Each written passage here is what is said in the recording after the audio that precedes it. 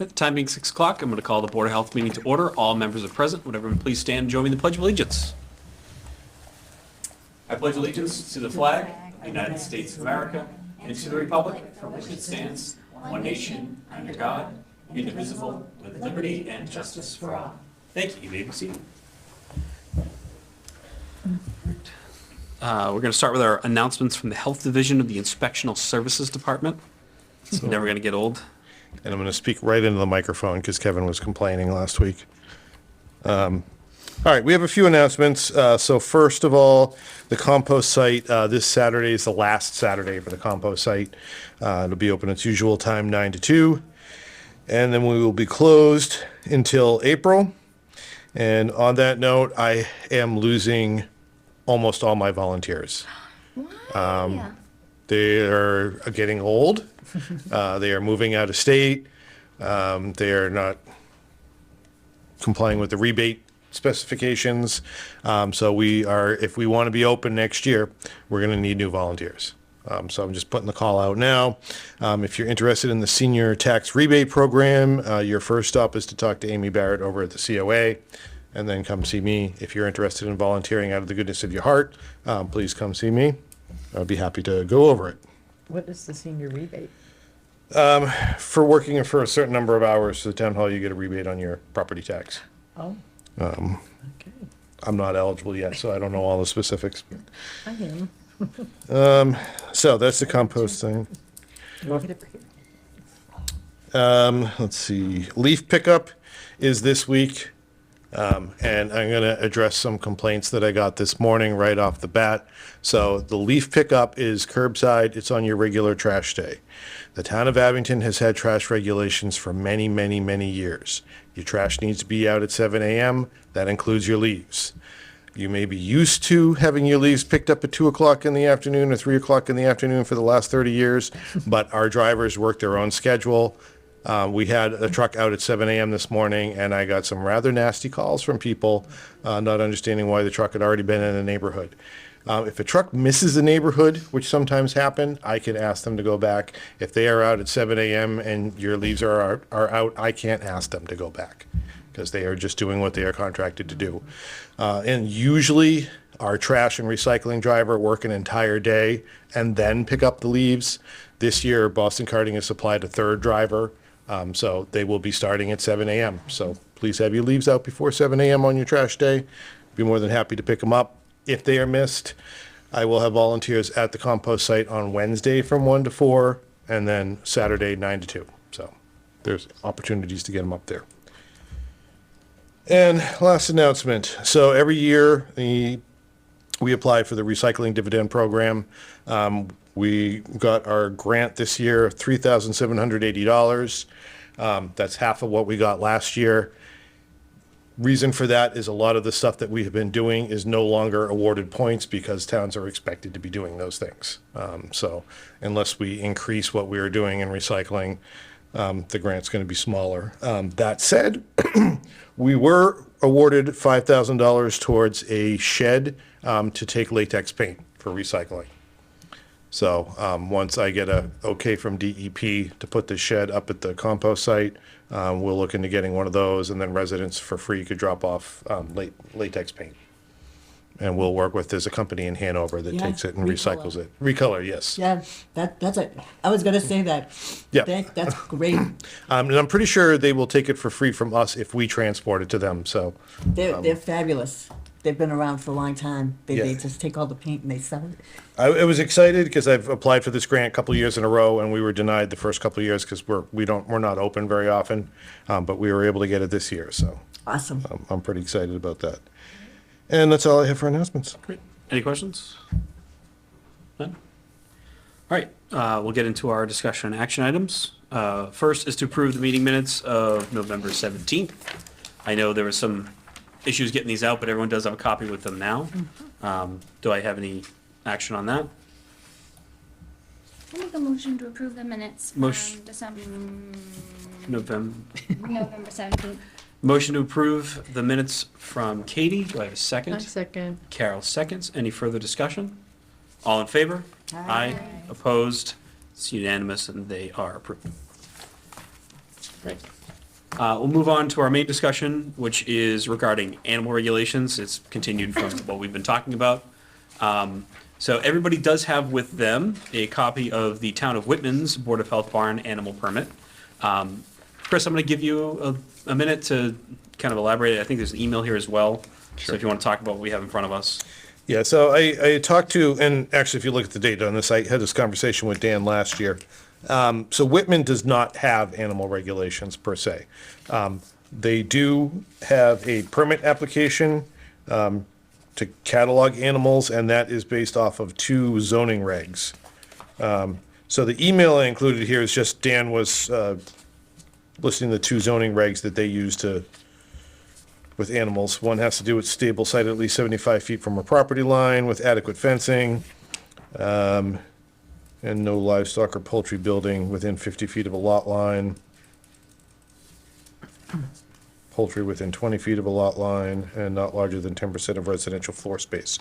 So I haven't had an opportunity to look at our zoning rules, but I know like the additional structures, it's 10 or 12% of your floor space of your living thing already. So most of these probably exist in our zoning regs already.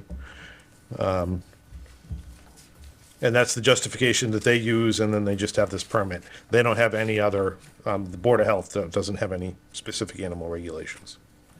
So that's that.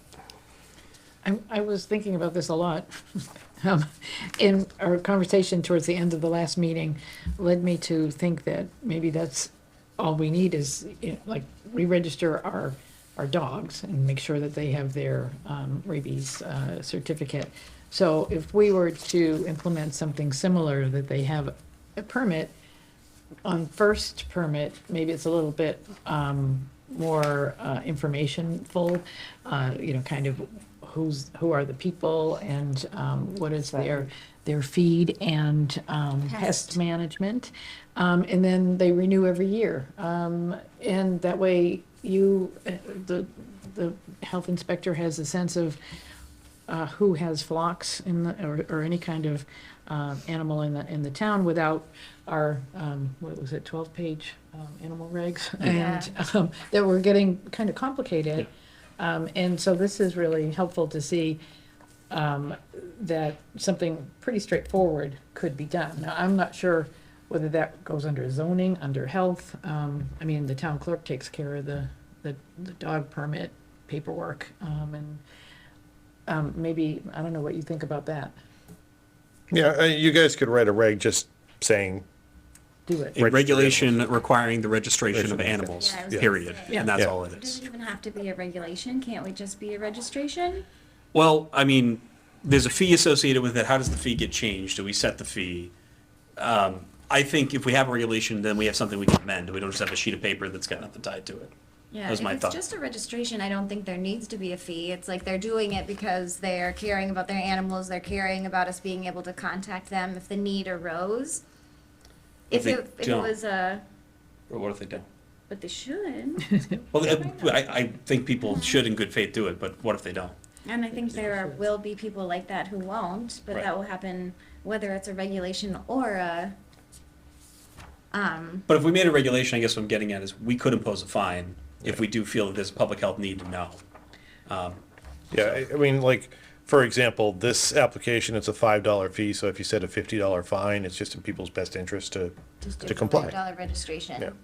Yeah. And also, if there were complaints about pests that we've had in the past, and people were saying it must be the people who have the animals, then we have something in writing that says that they have a pest and feed management Management plan on the books, and that they, when they renew every year, they would just say, has your feed and pest plan changed, or is it the same? And that way, we could just say, like, if there are complaints about rodents or smell or something, that we could go back to that and say that, you have documented Yeah. that you have this plan. And I think that was like the two things that we were kind of interested in. For sure. Being able to contact people if there were like a bird illness going around, and if there's you know, kind of other types of health complaints that might be related to the keeping of animals. So I think this kind of would cover both. So then maybe it is a regulation, because then if they don't have those two plans in place, there could be a fine so that they have to comply with those. Yeah, well, then they wouldn't be able to get a license, and then they'd be, you know, Fined anyways. yeah, exactly. Yeah. Yeah. Okay. So, or they wouldn't be able to register, I think is the correct term. In my head, just kind of mapping this out, we have, it's like one page, because it's like authority definitions, and then you have, everybody shall register, you know, and I'm talking in layman's terms, so bear with me, such and such animals in town with the following pieces of information. Here's what happens if you don't, and then severability section, stuff like that. So it's like a page and a half in my mind. And that's me spouting things out, so I remember to write it down later. But I don't think it needs to be complicated. Yeah. I think what we were talking about last week was getting even lengthier. involved. And, Right. yeah. And it's the sake of regulating for the sake of regulating, because somebody else did something that was a good idea and it looked good on paper, and then we're trying to do two different things. So Yeah. I think this is a better approach. So all we got to do is make that happen. I think just we need to look at it, draft it, and then do it. So that's. Do we like the way this page looks for the beginning part? So like you said, with some definitions, but like what definitions do we really need besides pest management, feed Animal. management? Yeah, well, because in the definition, we have the exotics, right? That came up as a thing. Dogs and household pets, dogs especially, are actually covered under dog licenses, so we don't have to touch that. So those things will need to be excluded. That's another piece of it. Absolutely. Yeah, just your backyard animals. Yeah. What needs to be included on here? We don't care about, you know, dogs, cats, No, rabbits, no. things people can have in the home, right? But Right. it's chickens and animals. barn animals, right? So it would be barn animal. So that piece. Yeah, we had called them livestock. Mhm. So you Yeah. can just define what you want for animals. Right, and we could probably take the definitions we had and on those specific pieces, because I'm sure those were somewhat, you know, they were fine. I mean, exotic animal, we don't even need to touch, because it's just not, we're not doing anything with them, right? So I think that's how we do it. Those are the definitions we need, the management plans, animal, if we're gonna give the, you know, the owner maybe some definition. Do you but- think we should include, like, for the exotic animals, do we not put it at all, or do we just say to defer back to, like, mass guidelines, the way we did before? And that way, we're just Yeah. deferring it to the I think state. maybe it would be better to put it as animal shall not include household animals or exotic animals as defined as. And then whatever the definition is at the state level, we could actually define household animals and have that definition just for the sake of defining animals. But then again, it's actually less, because we don't need to put it in the regulation itself. It's just the definitions take care of themselves. But everything else looks good. Applicant, obviously, the home address, the mailing address, the phone number, the cell number, the type of animal, the quantity of animal, their signature. I'd add email. Yeah. Yeah. It doesn't have the fee on here. It does right at It the does. top. Cost $5 per household. Oh, Do we like that cost? Oh, I see. And- I do. I think Five? minimal, because we really want people to not feel like it's a hardship to register. We want them to register. I almost wonder, 10 for dogs, yeah. just saying. Right. Per dog. Yeah. Well, and it's only $5. Like, I think that's what and when we had Amanda Zampetti with us before, owner of several chickens, like, she's like, just make it $5, you know? Yeah. Have some skin in the game, because otherwise, what's the point? And we need something in here for the feed and pest management. So we need a box for that. Describe how you're storing the feed and. Yeah. Or you just say attach a That's copy of, information. and then that way it doesn't have to be a spot, and they just, Because in the next year, to renew, a renewal form would just say, is it the same or different? And if it's different, Right, simplify. yeah. Seems so easy. And we do want it to be annual, so they would update it, It's probably. and not gonna be- just, yeah. yeah, since there's no inspections involved, I mean, people have it, we know that they have it, and we deal with it that way. I think it's just an annual thing. I mean, So do we do it on a particular date of the year or? Oh, and then- please make it year end. Yeah, Year end? yeah, because we've Yes, got nothing else. all of our permits are year-end except for funeral directors, which for some crazy reason is like April, That's- and it's just a headache, so. Okay. Yeah, and if we did something like midway through the year next year, we could just have it set to, 12/31 and go on that cycle. Gives us some time to do some education and Right. outreach. Yeah, if we wanted to have people come in for the first year for nothing and get their animals registered for the first year, then that way, it is what it is, we have it. And then the following year is when the $5 fee starts. Give people an opportunity to do that. That might be a good way as well. Okay. The other piece of this, and this is the part I think we were trying to conflate, and maybe this is better to do separate.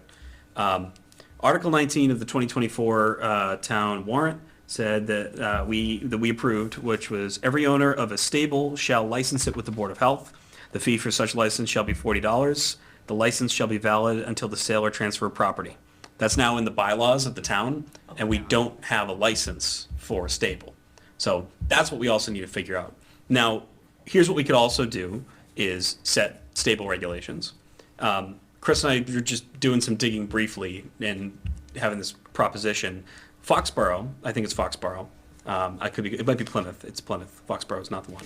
Have ones that literally just go through stables as defined through the state and just say, as long as you meet everything in the state, you have a stable, you're good. This is how you get a license.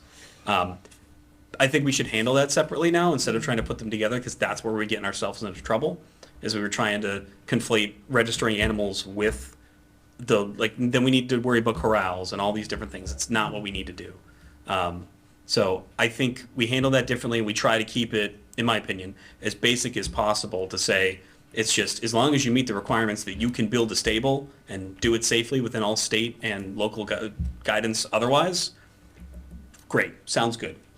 We can throw a feed management plan or things in there if we'd like, but I don't think Chris really has the bandwidth to get into the business of inspecting the 2 stables all that much. I don't think we need to go in that much detail, but we legally do need to do it.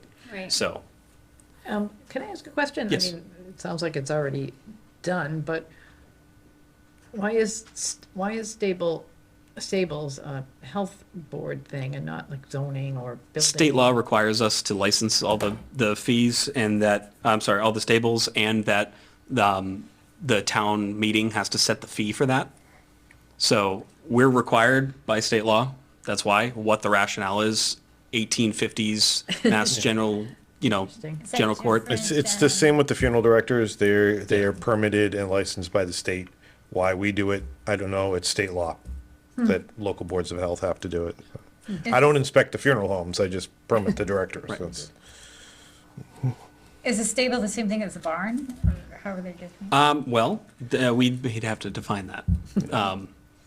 I think there's probably a definition out there that we can rely on that defines stable at the state level, that if we're going to rely on what does the state say is okay for stable, like, we should not be creating the definition of stable, in my opinion. I don't know about anybody here, but I don't know what stable is. Somebody else much smarter than us came up with that. I think we'd let them do There that. must be something in the state, in this entire state that would have. Right, and then, I mean, and just to, I can look here. Yeah, I think it pertains to horses, I think it's the, horse something. stables. Means an accessory building or structure used for the shelter and or feeding of one or more animals is a stable. So Doesn't have to this, be a yeah, horse. the building and other enclosures used to keep one or more horses and store the food supplies and equipment normally associated with the keeping of such horse and or horses. That being said, I want to say that used to say horses. But, well, that's not state regs, right? No, that's ours, but it probably did at one point, and through the millions of drafts that we finally came through, horses was changed to animals. Because I distinctly remember during town meeting, me saying horses in front of everybody, because we were having a back and forth about what was considered a horse. Hanover's doesn't say And horse. there's only like 4 or maybe 5 Right. horse stables in town versus every other person with a backyard chicken coop. Right. So maybe my suggestion as far as stables are concerned, I'd like to look at, take these as separate issues. Let's create our registration. I'd like to look at Plymouth, and they are, I think it's 5 pages, and it's, you know, for example, safety precautions. Please comply, please, it says please, please comply with Massachusetts Department of Food and Agriculture 330 CMR 16 horses. That's all it says. We don't have to tell anything related to that as long as they comply with those. I don't think we need to get too crazy about it. It's just saying that, you know, do these things as it says in state law. We're not looking to regulate past that, you know? Yeah. So I think maybe we send that out. Let's look at that as a team and decide, you know, is this the route we want to go? You know, but as far as registration of animals, I think we're kind of clear on that path where we want to go. But that way it keeps them separate and clear. Keeping them separate, I think Yeah. is a good idea. I think it's a Yeah. better idea.